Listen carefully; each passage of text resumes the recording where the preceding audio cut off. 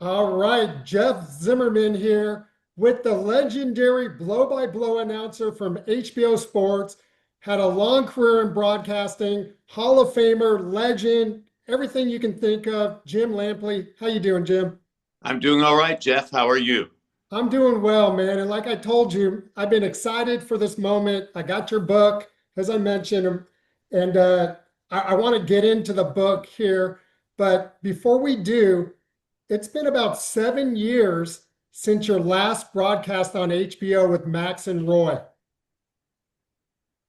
Well, the demise of boxing on HBO was unfortunate. It was not something that I foresaw.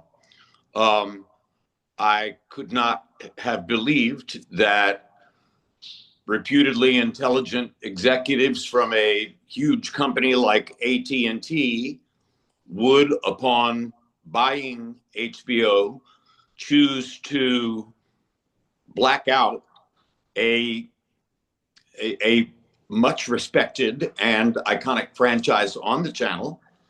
HBO was the most significant and successful pedestal ever for televised boxing. I had the tremendous privilege of being the blow by blow host of that telecast for 31 years.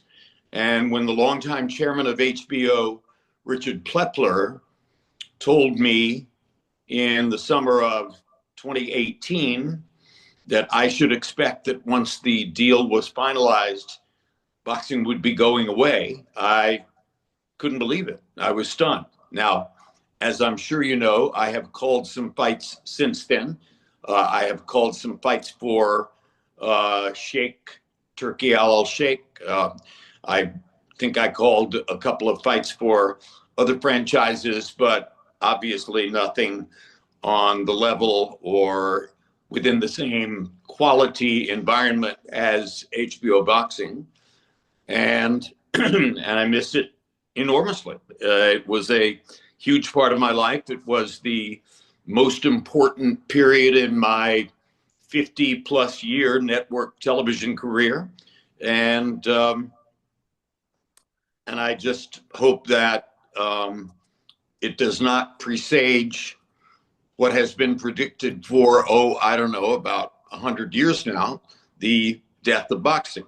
Boxing has been proclaimed dead more times than almost any other entity I can think of. And of course, it's not dead.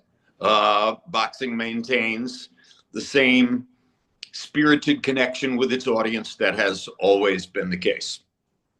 Yeah, Jim, I went back and watched you, Max, and Roy kind of give your final words about your time that night, and it was so poignant. And you even mentioned that Roy did it just off the top of his head. Like, I mean, it was just unbelievable watching you guys.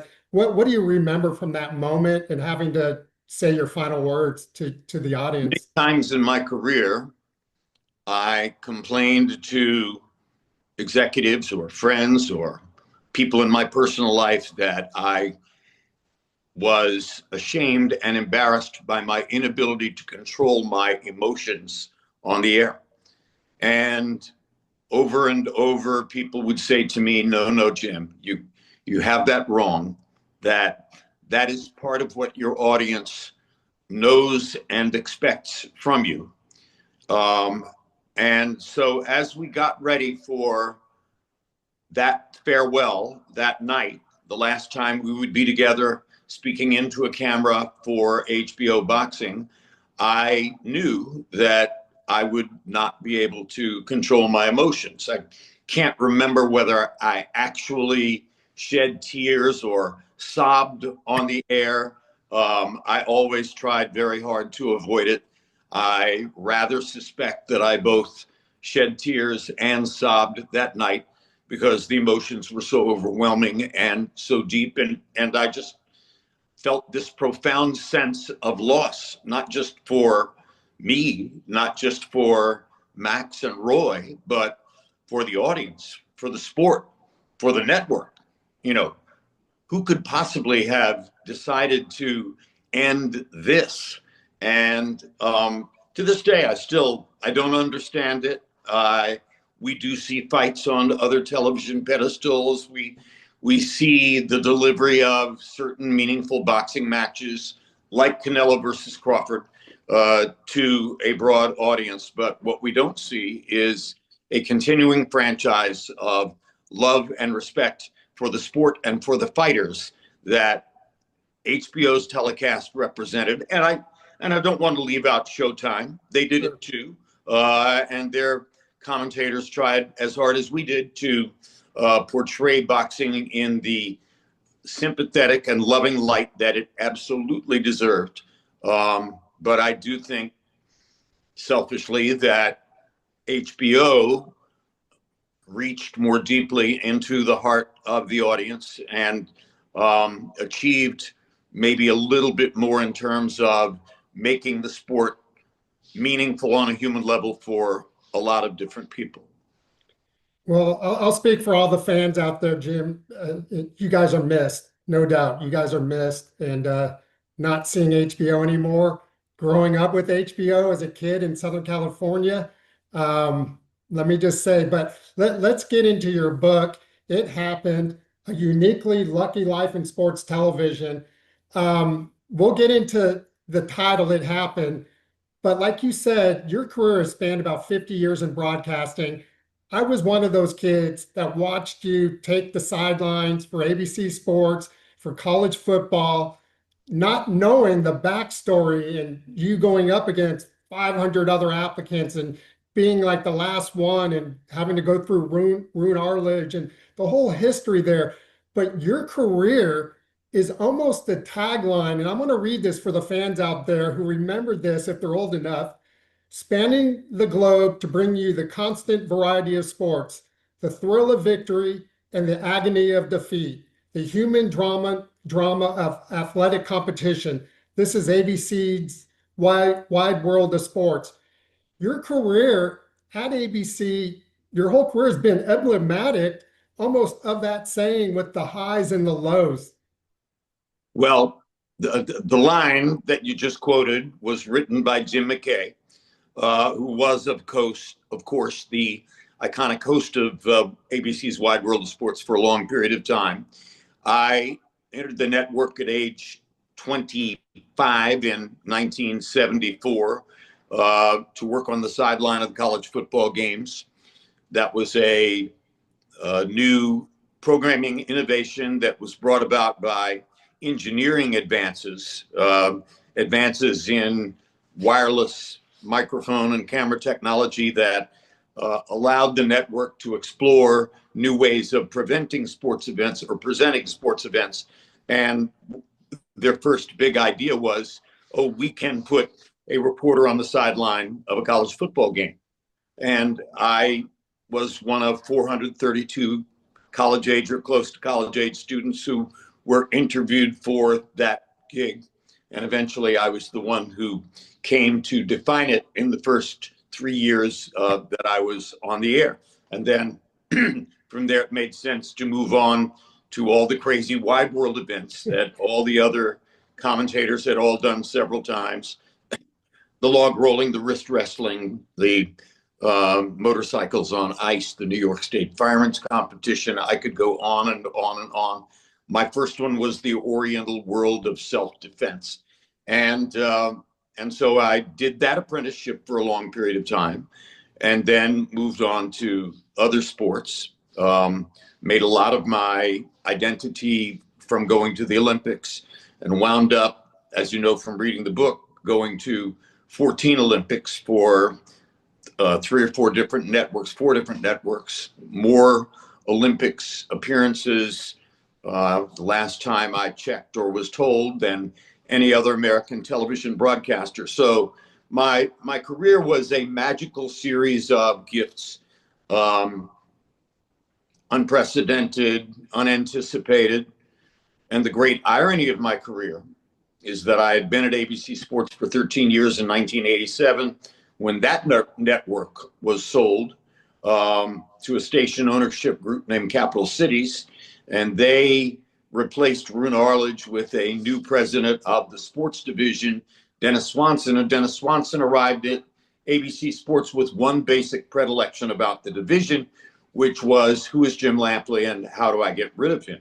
Right. And the vehicle that he chose for trying to get rid of me was to assign me to boxing.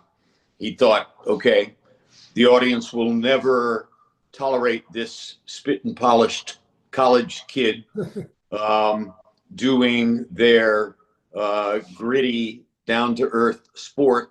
They will particularly resent the fact that he will be perceived as Howard Cosell's successor at ringside, and this will ruin his career. He wanted to make me walk away from I believe it was a 4 or 5 year contract that guaranteed me certain exposures that he absolutely did not want to honor from the contract. And he was looking for a way to embarrass me and cause me to walk away from that contract. And boxing was the vehicle he chose. He didn't know that the very first sports event my mother had ever sat me down to watch on television after my father had died, when I was 6 years old, was Sugar Ray Robinson versus Bobo Olson for the middleweight championship in 1955, that I had then grown up watching Gillette Friday night fights all the way through the 50s and 60s, that boxing was as big a part of my sports heritage at that point as any other. He had no idea that I would have any aptitude whatsoever to call fights. And oh, by the way, the first network television exposure in boxing to which I was ever assigned was Mike Tyson's first appearance on ABC. And I wound up calling all of Tyson's early ABC fights and then moved with him to HBO.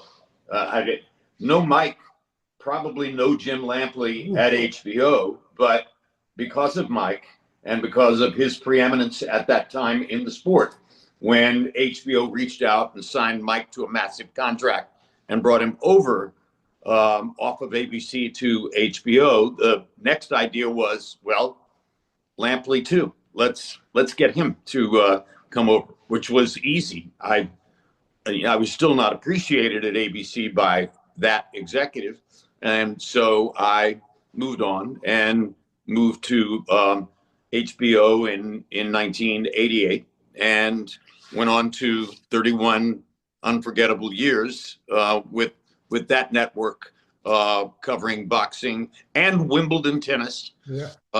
Every summer, 12 or 13 different Wimbledons with Arthur Ashe, Billie Jean King, Martina Navratilova. What an astonishing privilege that was. And so, most everything that happened in my career was accidental, circumstantial, connected in some way to my original genesis, and no one could have predicted what happened. But as the book title says, it happened. That's what life is.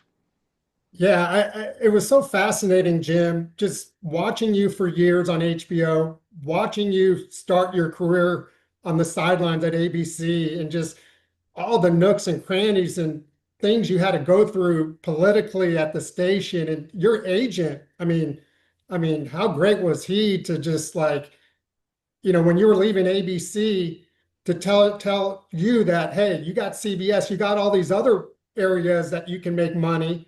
They can't take away your talent, basically, is what he told you. You may lose your job. The whole book was just fascinating. It's a must read. And we're going to get into some of you. You've already addressed a few of my questions, which is amazing. But let's go back to the beginning, though, because you mentioned your mom at 6 years old. Your dad passes away and sits you in front of a TV because your dad would have watched that fight, that Sugar Ray Robinson fight with you. Don Duffy is announcing. What impact did your mom have on you? I mean, I know racism, where you grew up, North Carolina, even in the family, but she was a big influence on your early years. My mother was a highly unusual person, and she was from an all-Irish household in Memphis, Tennessee.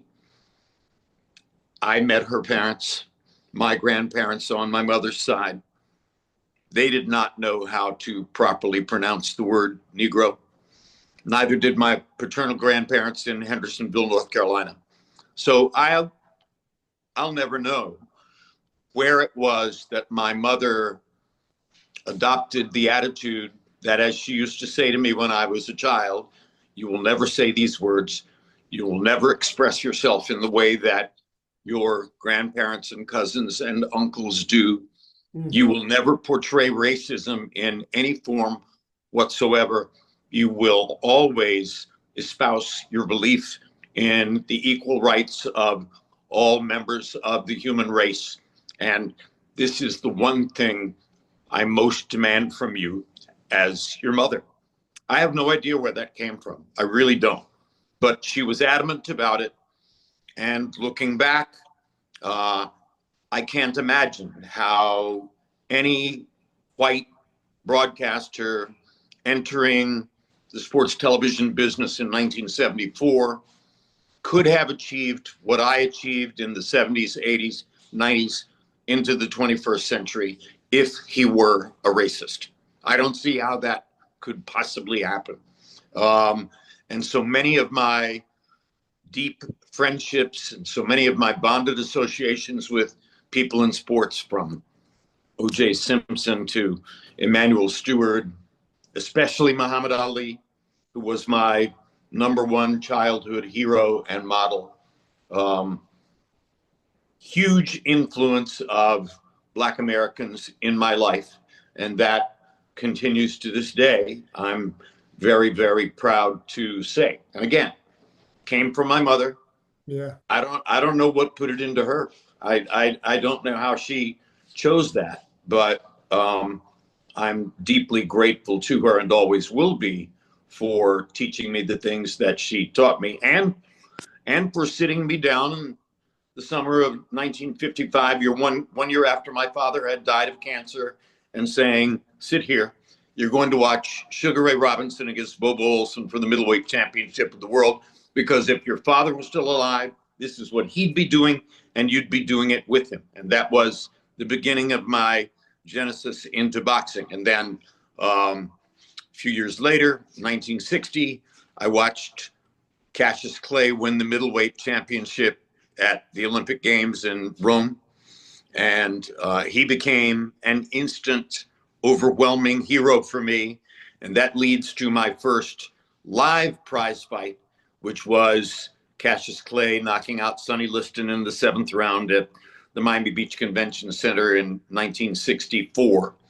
And I saved up months worth of lawn mowing and car washing money to buy the ticket for that fight, which in my memory is either $100 or $150. I'm not sure which. I only know that if I had been smart enough to keep that ticket, it would be worth millions today. And I didn't. And you ended up befriending what became Muhammad Ali, which he would have signed that ticket. It would have been worth more than anything on earth, Jim.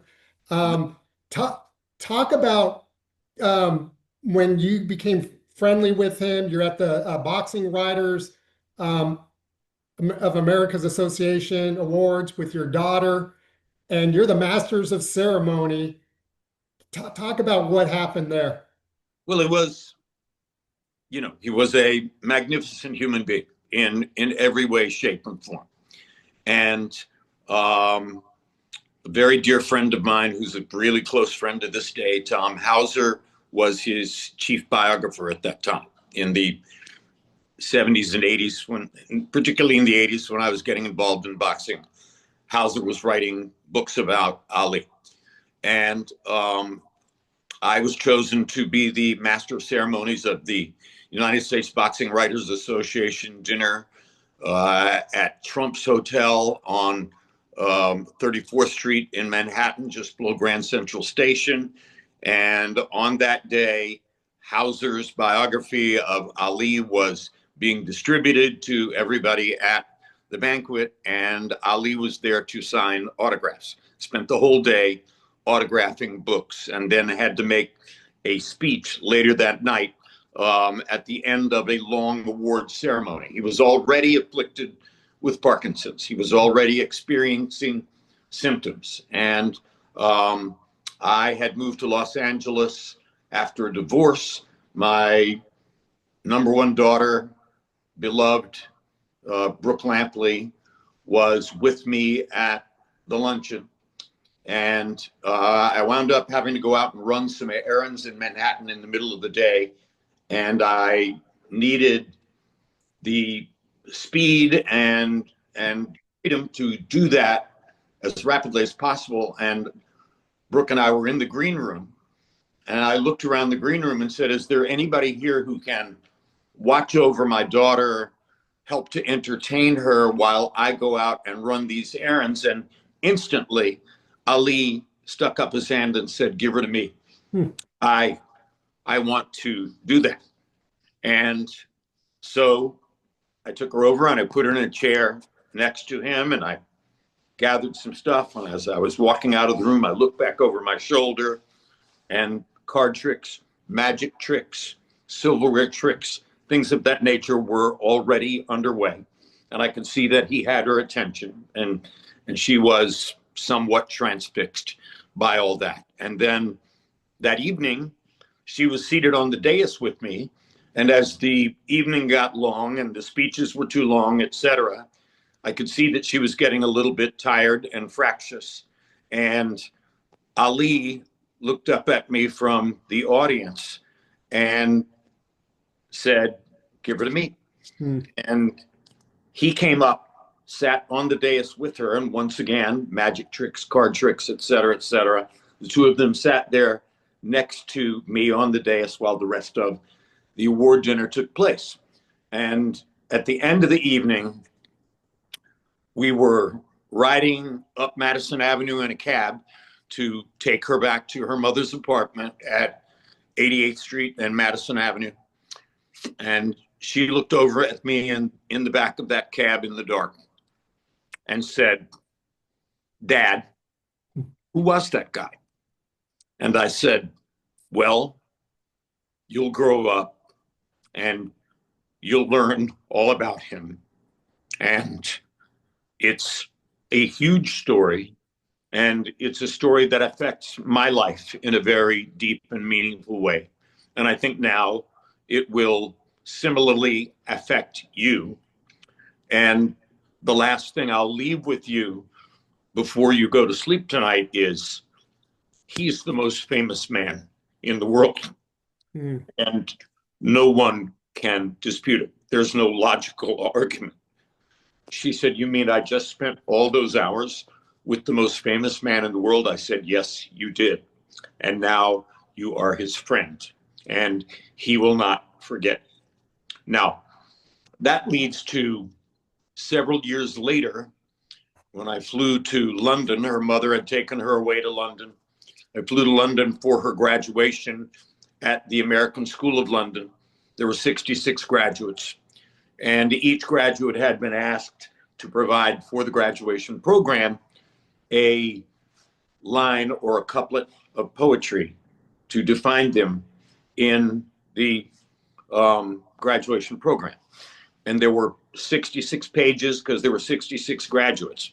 You go all through the Elizabeth Barrett Browning and Robert Frost and Walt Whitman and various British poets, Emily Dickinson, et cetera, et cetera. Get to page 66, valedictorian, Brooke Lampley, float like a butterfly, sting like a bee, Muhammad Ali. She is now arguably the most prominent art dealer in the world. Have I lost you? No, you're still there. I see you, Jim. She's now arguably the most prominent art dealer in the world, certainly one of them. Wow. And if you're to watch her style of business, selling Picassos and Renoirs and Da Vinci's and what have you, she floats like a butterfly and she stings like a bee to this day. So she never forgot. When I took her to the 1996 Olympic opening ceremony in Atlanta, and the big question of the evening is who will light Mm. flame who will light the Olympic torch. And I forget who was the last prominent Olympic swimmer who was carrying the torch around the track. And whoever was going to light it was at the bottom of that staircase behind a hooded enclosure waiting to be revealed. And it was about 30 seconds before the torch reached that point when Brooke grabbed, grabbed my arm, looked up at me and said, "Dad, it's Muhammad. You know it's going to be Muhammad. It has to be." Mm. And I said, "Well, what makes you conclude that, Brooke?" She said, "I just feel it. I know it. It's going to be him." 20 seconds later, he stepped out from behind that curtain and took the torch up those stairs. And she and I stood arm around each other and watched the lighting of the torch with that palsied, grip on. It's unforgettable. So many of my lifetime memories relative to Brooke are unforgettable. And that is the most unforgettable one. All of the things that had to do with Muhammad Ali are incomparable. Wow. So, I mean, yeah. It's a lucky life. It's a lucky life. I later worked with George Foreman. I spent a great deal of time with George Foreman. The title of the book comes from my call of Foreman's win over Michael Moore. The prologue of the book is about the 19-year-old me watching the 19-year-old George Foreman win his Olympic gold medal in Mexico City. So he's all over the book in a very big way. He died 14 days before the book's publication. Mm. His death became, in an odd way, ancillary publicity for my book, because almost every obituary column about George said Jim Lampley's autobiography is about to publish, and the title comes from his call of Foreman's win over Michael Moore. So even in death, George and I were linked. And I will always feel directly linked, as I know Brooke will, to Muhammad Ali. Yeah. And, and again, I was assigned to boxing by an executive who wanted to get rid of me and who thought there was no way that I could connect to that sport. Life is full of surprises. That's all I can say. And the blessing that when he tried to push you out, Jim, was assigning you to work with Alex Walla, who is going Who into just recently died yes. also, and who literally taught me how to see fights. Long before we did our first Mike Tyson versus Jesse Ferguson fight together on ABC, he lived 6 blocks north of me in Upper Manhattan. I would walk to his apartment, go and sit in front of a television set, and he would play videotapes of fights. And he would say, "Look at how the skilled body puncher holds the opponent's off arm on the side away from where the referee is positioned so the referee can't see it, and how that helps him to get in a couple of rib shots before they get pulled apart. Look at how the attacking fighter will purposely step on the front foot of the other fighter so that he can get off a clean, straight right-hand shot before the opponent can react." And he taught me all the little nuances that I couldn't have learned growing up watching fights on TV. Yeah, and you called working with Alex one of the most significant accidents of your career or possibly your life. Working with Alex was an incomparable gift. Yeah. Here was this rich kid from Greenwich who used to get out of high school in Greenwich and get on the train and go into Manhattan several afternoons a week to go to the Fifth Street Gym or the gyms in Brooklyn and Gleason's and all the top places. Fifth Street Gym is in Miami Beach, but at any rate, he had a habit of going, and he knew all of the boxing insiders, the matchmakers, the cut men, the seconds, etc. He knew them all. And he also knew the best dish at every Little Italy restaurant and many of the waiters. And yeah, Alex was an education in 1,000 different ways. Obscure, artsy rock groups. He was so deeply into that particular corner of the culture. I recommend that you look up a Bay Area group called song is just around the corner. What's the name of the group? It's escaping me right now. But at any rate, Alex was, he was a true student of esoterica. And I learned all the esoterica driving back and forth from Manhattan in Alex's Jaguar to go to all the Tyson fights that we called in upstate New York. Yeah, and you guys, I mean, they're trying to push you out, and now you're getting with this boxing aficionado. I mean, it kind of backfired on ABC a little bit, but then you end up with HBO, which you call the most prestigious pedestal yet. You know, Mike Tyson then go HBO, over. most prestigious television network ever. Yeah, I think it did more to enhance the image and cultural impact of television than any other network. When you look at the dramas alone, Sopranos, The Wire, etc., that HBO stands apart to this day. Great executives, great producers, great fights. HBO is where I called Buster Douglas knocking out Mike Tyson. 26 years after my first live prize fight, which was Cassius Clay knocking out Sonny Liston, I can still remember in the 10th round of Tyson Douglas in Tokyo, as Buster was getting ready to finish Mike off, thinking to myself, oh my gosh, the first live prize fight I ever attended was the biggest upset in the history of boxing.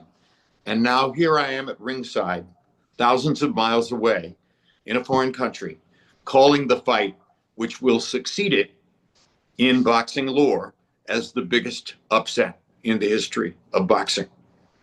You can't make this stuff up. You know, my life sounds like fiction, yeah, but it was all real. And you spoke it earlier. You mentioned it earlier. One spoken line from my agent saved my career. Jim, he didn't take away your talent. He couldn't do that. He took away your job.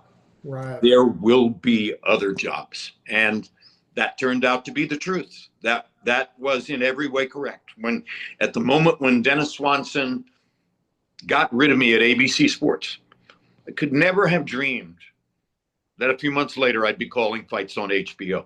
But I did. Yeah, that was so profound, Jim. I mean, it stuck out to me that your agent was so involved and gave you such great advice throughout the years. Talking about the Foreman fight, you worked with him for a bit as an announcer. He joined the team. Sugar Ray left, you know, and he joined the team. So you weren't that friendly with them. You didn't really know how you guys stood with each other, but you got to know him a little bit. You guys formed this powerhouse team with Larry Merchant, and you told George, like, how do you expect to beat this guy who just beat Holyfield, who's quicker than you, and all these things? And he told you, quote, Jim, you watch. There will be a moment late in the fight. He will come and stand in front of me and let me knock him out. I mean, Always the same words. And that conversation took place at least 3 times, maybe more. And always the same words. Jim, you watch. There will come a moment late in the fight. He will come and stand in front of me and let me knock him out. And what I always say at this moment is Google it. Go to YouTube. yeah. Look at the 10th round of Foreman Moore. See if you can conjure any better description of what happened than exactly what George told me would happen. And so now, as Moore lies on the canvas and Joe Cortez's count is reaching 6, 7, 8, Michael is glassy-eyed. It's clear he's not getting up. And I'm sitting there thinking, oh my gosh, what in the world am I going to say about this? And he waves his arms and the fight is over. And all I could think of was George telling me repeatedly, you watch, this is what will happen. And that became, it happened. It happened. 20 years after the pain and embarrassment of his loss to Muhammad Ali in Zaire, George Foreman has regained the heavyweight championship of the world in one of the most improbable upsets in boxing history, knocking out an unbeaten 26-year-old southpaw, first southpaw heavyweight champion, by the way. And you know, it's a pretty good call. I'm proud of it to this day, and I was proud enough of it that when I got ready to conjure a title for my book, there was really no contest. You know, that was so obviously the right title for the book. And then again, George died 2 weeks before publication. And again, you can't make it up. It's bizarre. You know, he used to, all the time we were working together, and I could never tell for a long time whether he actually liked me or was just humoring me, but he would call me young man over and over and over. Young man this, young man that, young man if you do this, da-da-da. And very repeatedly, I would say to him, George, you're born January 12, 1949. I'm born April 8, 1949. We are fewer than 3 months apart. Why do you always call me young man? And he would say, because you're such a young man. And that was the explanation. There was nothing more to it for him. And you found out, Jim, doing the fights with him, he really knew boxing. Like he knew, like, not just the heavyweights, he knew the featherweights, the lightweights. People thought that George was just a big, powerful puncher. Yeah. Power punching was a science for George.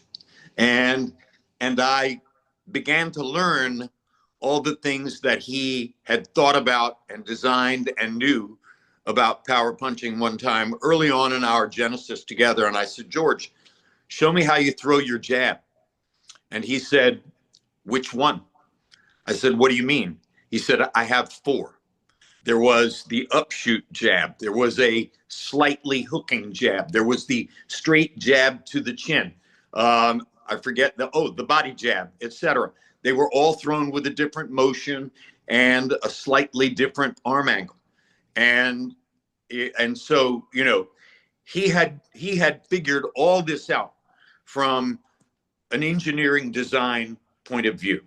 He knew everything about weight shift, when to go forward and how to back up. And he would describe these things to me in minute detail. And all I could think was, oh my God, what a privilege it is to have conversations like this with this extremely thoughtful man who has put so much into it, when most of the world thinks that he's just a big, hulking, massive power puncher who knocks people out because of his strength. Strength was the least of it. It was calculated, carefully engineered, very rationally thought out design. Wow. That's George. And he loved De La Hoya, which helped kind of bring him on board, right? He was a big Oscar fan.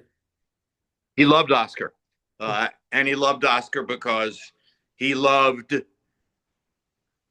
being a star, and he loved stars who could understand what stardom was.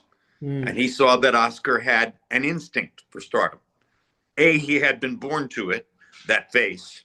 I still say to this day, by the way, and I believe this is Oscar's biggest distinction among American athletes. I believe that Oscar De La Hoya sold more individual sports event tickets to women buyers than any other athlete ever. More than Joe DiMaggio, more than Sugar Ray Robinson, more than anybody else. And I based that on one afternoon when he fought a title defense in El Paso, Texas, against a guy named Patrick Charpentier from France. And I had gone to the weigh-in the day before, and I had noted at an outdoor weigh-in open to the public that about 3/4 of the people who were there were women. So I went to the top of the Sun Bowl Stadium to look down at the one roadway where you had to walk up to get into that stadium. And I realized that almost every group that was coming up the walkway to go into the stadium was comprised of 2, 3, or 4 women, no men. Right. There were very few men in that audience compared to the number of women. So again, I believe he sold more individual tickets to women buyers than any other athlete in the history of American sports. And until I see somebody else do the same thing, I won't believe he has been surpassed. Oscar was irresistible in a lot of ways.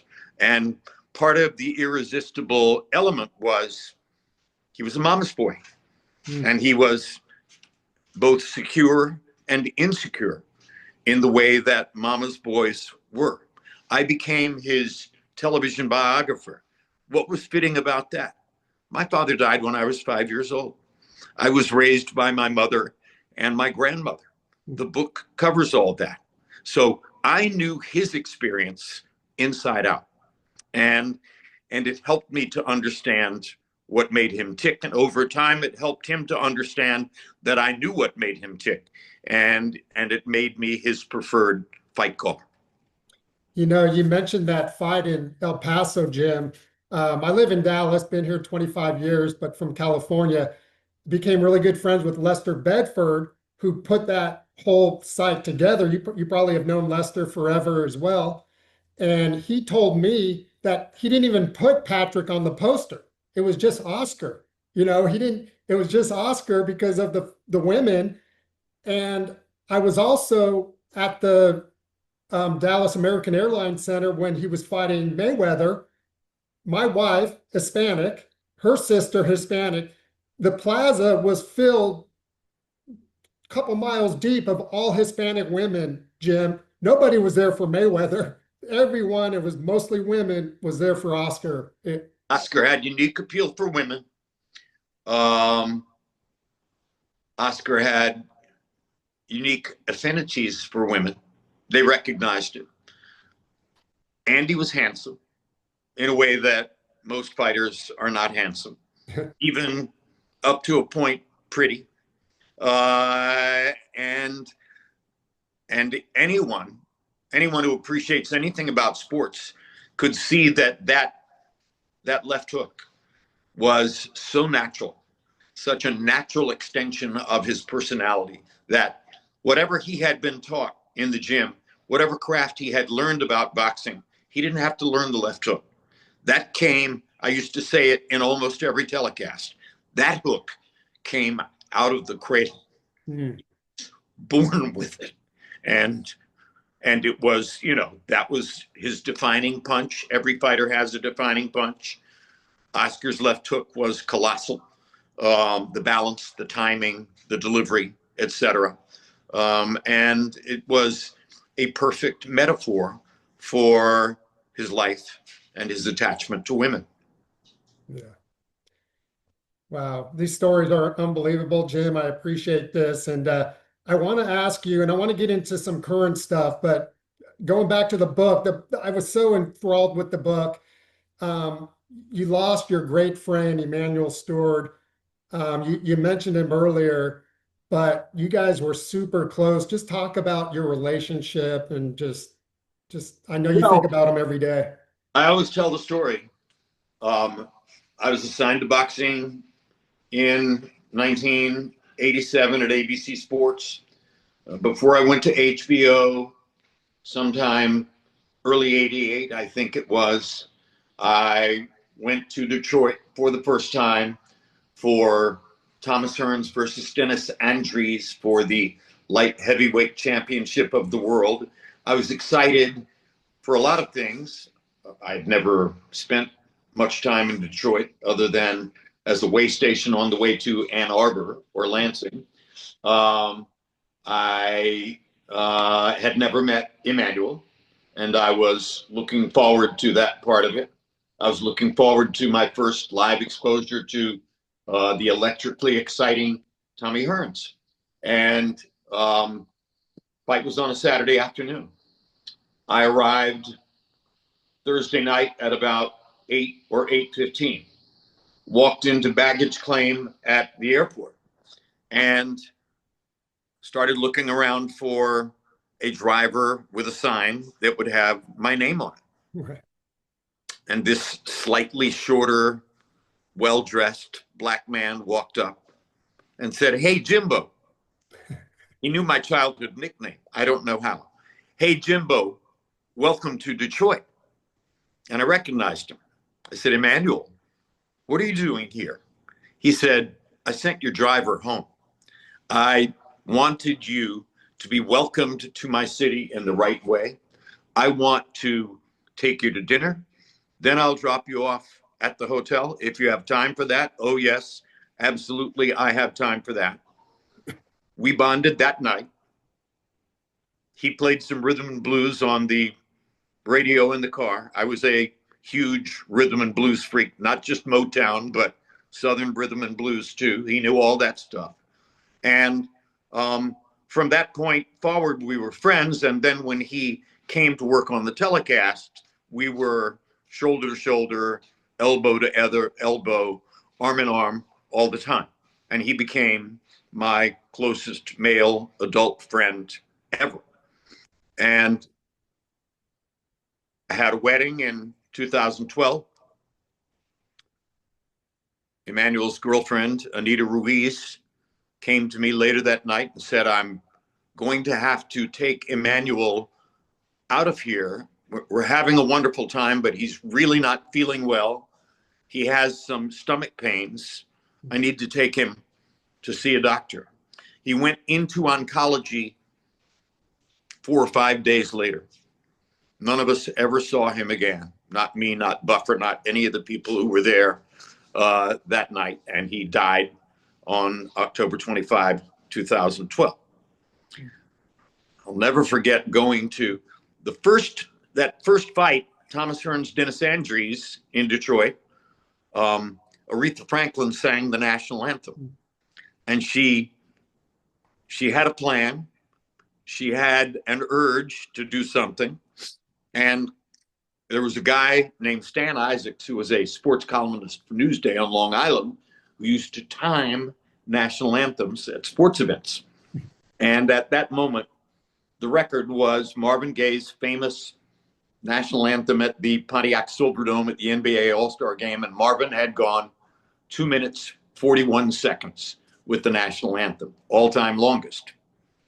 As Aretha stood in the ring before Hearns Andries, rocking back and forth, taking her time, singing the national anthem, it dawned on me, she's gunning for Marvin's record. Yeah.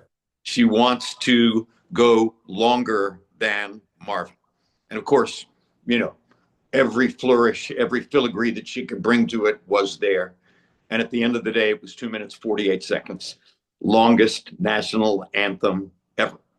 And Emmanuel and I used to talk about it all the time. We were bonded by that experience as well. But you can hope and imagine that somehow in life you will befriend someone that amazing and meaningful. Yeah. And I had a lot of those friendships, including Foreman, including Larry Merchant, including Ray Leonard, including Tommy Hearns, both Klitschko's, et cetera, et cetera, et cetera. But the closest one was Emmanuel. He was very naturally my brother. And to this day, I can't talk about him at all without tearing up, as you've seen here on this Zoom. Yeah, it happened so fast. Such a legend, with the Kronk gym and everything. And great tribute to him, Jim. You won't remember this, but I ran into you at the elevator before Mayweather Pacquiao at the hotel, and you're in a hurry, and the security was at the elevators, and you were going to get ready for the fights, and you stopped, and I asked you about the fight, and you told me, I remember to this day, do not expect a great fight. And I think you even picked Mayweather to win, if I recall. Well, I knew who was going to win the fight. And Yeah. I mean, I knew that it would be virtually unwatchable. Mayweather's method for beating somebody like Pacquiao was to eliminate contact. Okay. There was no way that he was going to fall prey to Manny's combination power punching. He was going to hunt and peck and counterpunch, which he did better than anybody else. There was no question in my mind who was going to win the fight. I told anybody who would ask, that this will not be entertaining. Why people are so excited about the fight, I can't fathom. It will be dull. It will be difficult to watch. And from the hearts of spectators' standpoint, the wrong guy's going to win. And obviously, it all played out that way. Styles make fights. It's the most indelible statement that you can make about boxing. Styles make fights. When there's a style contrast that dramatic, and one person is aiming to remove all the contact, and the other person needs to make hellacious contact, the one who wants to eliminate the contact is going to win the fight. There was no way that Floyd would ever have lost to Manny Pacquiao. They're talking about Mayweather Pacquiao too, Jim. What do you think? Do you want to see it? Do you care? I don't care because, it's only about money. Yeah. Neither one of them is even a shadow of what he used to be. They're both over age. Would I be excited to know that Jim Lampley is going to call a fight on television? Jim Lampley's 76 years old. He hasn't called that many fights. Yeah, a few of them in the last couple of years, et cetera, et cetera. I don't know that there's a reason to be excited about that. Now, I do hope to call some more fights, and I'm in position right now to talk about calling some more fights. And yes, I still think I can do it. But I'll have to go on the air and prove that I can do it, and prove that I can still do it at that level in order for audiences to get as excited about that as I will want them to get. If I get a chance, I will do the best I can to prove that I can still call fights the way I called them on HBO. That's a heck of a lot easier than going in and fighting Right. at that same level. That's an entirely different kettle of fish. So, no, I don't have any particular interest in seeing Manny and Floyd get into the ring again, other than they're both, in their way, friends of mine, and I assume they would make a lot of money, and good for them. Yeah. Boxing is going under a lot of stuff right now, Jim. TKO, Nick Khan, which I read your former agent talked about in the book, and Dana White putting together their own boxing league, looking to make changes to the Ali Act. A lot of ties to you. What are your thoughts on all that? And do you think it's good for boxing? I've given up on, quote, good for boxing. Okay. Yeah, yeah, fair One enough. thing I've often said, and I've said it since I first got involved in the sport, boxing is dead. It's been dead since 1920. And it just won't go away. If Mayweather Pacquiao gets made and they're going to get into the ring and fight each other, we'll be treated to another 50 to 100 columns that say boxing is dead. And one thing I always say to people is, as long as human beings can stand up and walk on 2 feet, Hmm. people will fight each other for money on this planet. Men, women, teenagers, 50-year-olds. As long as people can stand up and move on their own 2 feet, people will fight each other for money, and people will pay money to see it. That's been going on for as long as human beings have competed in sports competition. So I don't care how many times you tell me boxing is dead. It's not dead, and it will never go away. Are you okay though with what the TKO group is doing to have their own belt and kind of bypass all the sanctioning bodies, or do you have any thoughts around that? No comment. I called a couple of fights for that organization early on in their genesis. The personnel situation changed slightly. It became clear prior to Canelo versus Crawford that I was no longer welcome as part of that particular telecast. I wish them well. Nick Khan is still a dear friend.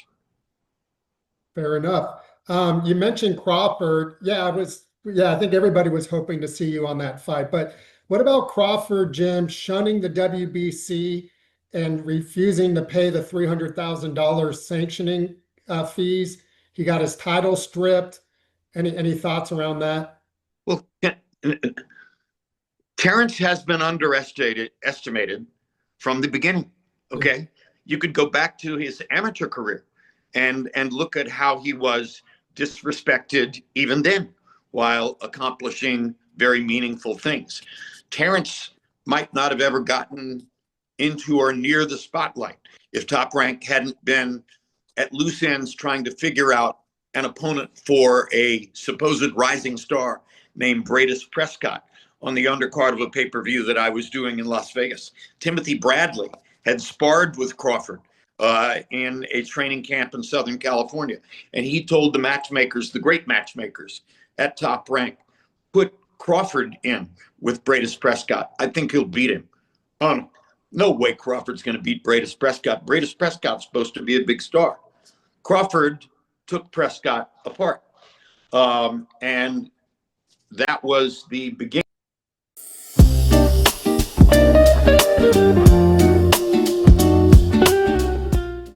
Teofimo is the better offensive fighter. Shakur is the better defender. You saw what happened in Mayweather versus Pacquiao. Generally speaking, in my view, the great defender has the advantage against the great offensive fighter because he's responding in reaction to what the other fighter does. I think Shakur is brilliantly talented. Teofimo was the only fighter on the New York card I called in Times Square who actually performed at an optimum that night. I think it's a great matchup. Two contrasting styles, two interesting young men, both bright, and wouldn't want to try to pick a winner in that fight. Just hope for a great fight. And what about Jake Paul fighting Anthony Joshua, Jim? Do those kind of fights interest you at all? No. Okay. Anthony Joshua is a legitimate heavyweight champion superstar.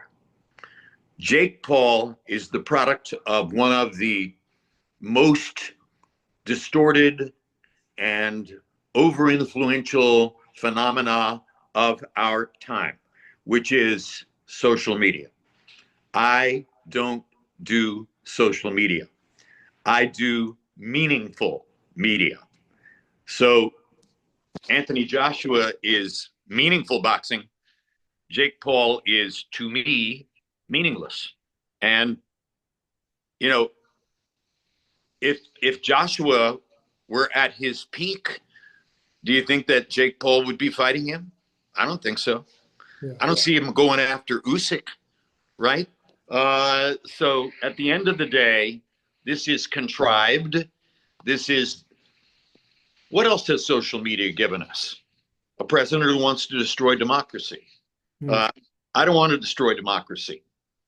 I'm not terribly interested in Jake Paul versus Anthony Joshua. You said on the 3 knockdown rule with Mario Lopez and Steve Kim, you predict the Mexican monster David Benavidez will become a future heavyweight champion. A lot of people thought that might have been out there, but now it's starting to hold a little bit of weight with a potential super fight with Usyk. Do you see him still becoming heavyweight champion one day? What I said to David, which I will repeat here, is if he chooses to go up to heavyweight, and if he can carry his spectacular, electric punching power up to heavyweight, he would have a chance, forgive me, Andy Ruiz, he would have a chance to become the first legitimate superior talent Mexican American heavyweight champion in the history of the sport.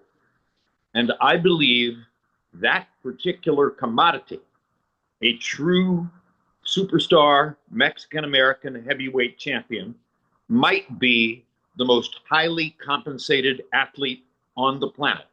I think that commodity might make even more money than Formula One drivers, than soccer superstars, than Usyk, than whoever else is in that category among top ticket sellers and television sellers among athletes. I believe David, with his personality, his punching power, his electric style in the ring, and the built-in audience that being Mexican American provides to him, I believe he could become the biggest attraction ever. Wow. Wow. And last question for you, Jim. You've been watching fights since Sugar Ray Robinson, so you've seen a lot of the history of the sport. Who is on Jim Lampley's Mount Rushmore? Sugar Ray Robinson is certainly on Mount Rushmore. Jack Dempsey. Jack Dempsey was the first boxing superstar in America, and he sold the sport, in effect, to the general public. John L. Sullivan. He was the first American celebrity to name, photo, and take the quote, I put someday live behind every Irish bar in the 1890s. Rocky Marciano, who retired unbeaten and had a colossally big audience, and who's at the top of Mount Rushmore, you know. Yeah. Incomparable, not just in the history of boxing, but in the history of sports. He's the greatest and most meaningful personality ever to have competed for a living in front of live audience. And until I see another Muhammad Ali, he will always be, for me. Yeah, I'm losing you a little bit, Jim, but I'll let you go. Your voice is cutting out a little bit, but the book is It Happened. It's a great Christmas gift. I enjoyed it so much, Jim. I enjoyed talking to you. How can people buy the book? How can people get the book? As far as I know, you can still buy the book on Amazon. You can possibly find it in your neighborhood bookstore, depending on how many they've sold and how many they have left. You can go to Kindle and find the audio version. And by the way, if you have not heard too much of me here, the audio version of the book is narrated by Jim Lampley. So that's kind of an added layer. And a lot of people have told me that, oh, it's the best audio book they've ever listened to. I'm sure they're saying that to flatter me and make me feel good, but it does make me feel good. And so I think that you can still explore any of those avenues for getting hold of the book. You mentioned Muhammad Ali. You cut out a little bit, Jim. You mentioned he is the GOAT, right? Can you just repeat what you said there? I said he is the most important athlete in terms of influence on spectators and influence on public opinion and understanding of sports in the history of sports. He's bigger than, to me, he's bigger than Babe Ruth. He's bigger than Bronco Nagurski. He's bigger than Joe Namath. He's bigger than any other athlete I can name in terms of his influence on the public. And why is that? Because he had the bravery to choose to be that way. He did not hide from the spotlight, and particularly the socio-political spotlight. that his identity placed him into. He stepped forward with that and used it to, in his way, the way he saw it, try to make the world a better place. And oh, by the way, he was an astonishingly great, loving, humanist human being. And I regard it as one of the greatest privileges of my life that I actually had a friendship with Muhammad Ali, and that he babysat my daughter when she was young enough for that to be a deep influence on her. Jim, that's the perfect way to end. This was everything I had hoped it would be and more. I've been excited ever since we connected. The book is fantastic. Go out, everybody, and get it. It happened.